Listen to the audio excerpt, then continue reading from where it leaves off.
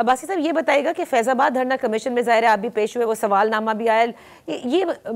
उस वक्त ज़ाहिर है आप प्राइम मिनिस्टर थे, नवाज शरीफ साहब को तो ऑलरेडी आउस्ट कर दिया गया था ना वो उस केस के अंदर, जिसमें फिर वो सादिक और अमीन नहीं डिक्लेयर किए गए बिकॉज उन्होंने बेटे से तनख्वाह नहीं ली थी, वो छुपाई थी, तो उसके एवज। लेकिन फिर क्यों ये धरना किया गया, फिर मकसद क्या था, ये आज तक समझ पाए हैं आप? नहीं, धरना मैंने तो नहीं किया ना, मकसद मैं तो आपको नहीं बता सकता। नहीं, जैसे एहसान इकबाल साहब कहते हैं कि ये हुकूमत खत्म करने के लिए किया गया था।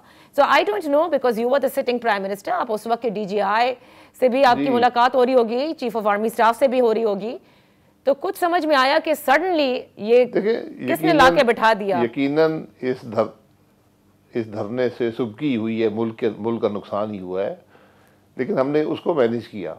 हम उससे घबराए नहीं, हमने कोई खौफ खतरे का इजहार नहीं किया, लेकिन यकीनन एक मुल्क की बेइज्जती हो रही थी इस मामले में, उसको मैनेज किया गया, बात ख़त्म हो गई है। और मैंने कमीशन के सामने यही बात की है कि आप इस धरने के हवाले से आपने कमीशन बनाया है, इसका मकसद मुझे कम से कम अभी तक यहाँ नहीं है, लेकिन आपने बना दिया है। तो इसमें मैं वज़ीर-ए-आज़म था और जो कुछ हुकूमत ने किया है या नहीं किया, मैं सबका जिम्मेदार हूँ। तो आप मुझसे सवाल कर लें, और उन्होंने 24 सवाल मुझे लिख के दे दिए हैं, तो उनका मैं जवाब दे दूंगा।